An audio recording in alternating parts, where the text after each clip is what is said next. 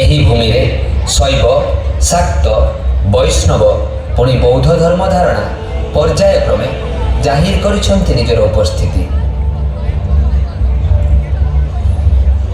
ଆଜିର ଏ କାହାଣୀ ସମ୍ପର୍କରେ ଅଧିକ ଜାଣିବାକୁ ହେଲେ ଆମମାନଙ୍କୁ ଫେରିବାକୁ ପଡ଼ିବ ପ୍ରାୟ 200 ବର୍ଷ ତଳ। ବାରିପଦା ସହରର ଦକ୍ଷିଣ ପାର୍ଶ୍ୱରେ ବୁଢ଼ାବଳଙ୍ଗ ଓ ଜରାଳେଶ୍ୱରାଳି ନଦୀର ସଙ୍ଗମ ସ୍ଥଳଠାରୁ ଅନତି ଦୂରରେ ରହିଥିଲା ଏକ ସନ୍ତସନ୍ତିଆ ଭୂମି। ସେହି ବାଟ ଦେଇ ହାତୀ ପିଠିରେ ବସି ରାଜା ଧର୍ମଚନ୍ଦ୍ର ଭଞ୍ଜଦେଓ ଯାତ୍ରା କରୁଥିବା ସମୟରେ ସେହି ସନ୍ତସନ୍ତିଆ ଭୂମିରେ ହାତୀଟିର ପାଦ ଦବିଗଲା।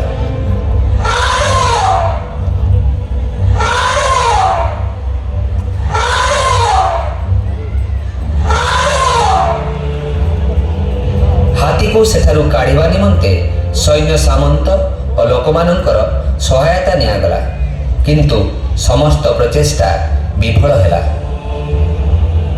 ଶେଷରେ ରାଜା ଧର୍ମଚନ୍ଦ୍ର ଭଞ୍ଜଦେଓ ପ୍ରାର୍ଥନା କଲେ,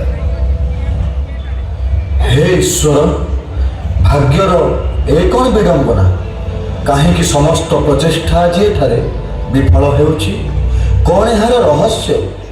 ହେ ଈଶ୍ୱର, ମୋତେ ପଥ ପ୍ରଦର୍ଶନ କର।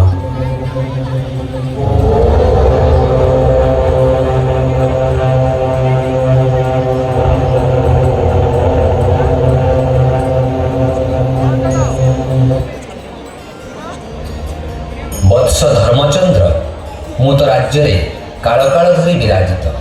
ଏହିଠାରେ ସମୟର ଆରମ୍ଭ କାଳରୁ ପ୍ରକୃତିର ଜଳ ଉତ୍ସ ଦ୍ୱାରା ଚିରପୂଜିତ।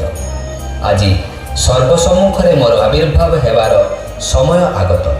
ତେଣୁ ନିଜର ସ୍ୱରୂପ ପ୍ରକାଶ ନିମନ୍ତେ ମୁଁ ସ୍ୱୟଂ ମହାଶିବ ଏ ଲୀଳା ରଚନା କରିଛି।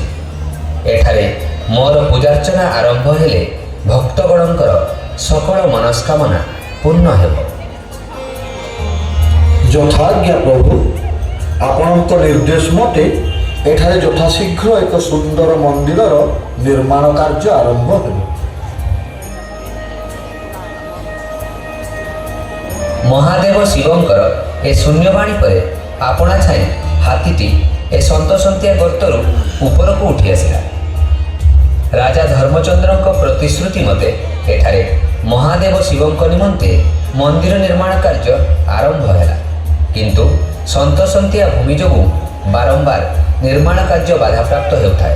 ତେଣୁ ସୁଦୂର ତାଇୱାନରୁ ଏକ ବିଶାଳ ତମ୍ବା ପ୍ଲେଟ୍ ଅଣାଯାଇ ମନ୍ଦିରର ନିମ୍ନ ଭାଗରେ ଅବସ୍ଥାପିତ କରାଗଲା।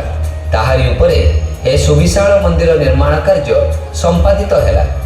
ଏହି ମନ୍ଦିରର ଶୀର୍ଷରେ ରହିଛି 5ଟି ଗମ୍ବୁଜ। ଏଠାରେ ମହାଦେବ ଶିବଙ୍କ ମଥାରୁ ଗଙ୍ଗା ବହିବା ଭଳି ଚିରସ୍ରୋତା ଏକ ଝର ଶିବଲିଙ୍ଗ ନିକଟରୁ ଅବିରତ ବହି ଚାଲିଛି।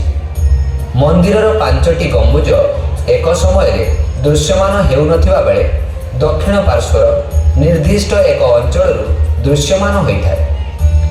ଅନାଦିକାଳରୁ ବିରାଜିତ ଓ ପ୍ରାୟ 200 ବର୍ଷରୁ ଉର୍ଦ୍ଧ୍ୱ କାଳ ଧରି ପୂଜିତ ଏହି ଦକ୍ଷିଣାବର୍ତ୍ତ ଚମତ୍କାରୀ ମହାଦେବ ଶିବଙ୍କ ଶୈବଧାରା ସମ୍ପର୍କରେ ମୟୂରଭଞ୍ଜ ମହୋତ୍ସବ କମିଟିର ଏ ପ୍ରୟାସ ଆପଣମାନଙ୍କୁ ନିଶ୍ଚୟ ଅଭିଭୂତ କରିଥିବ।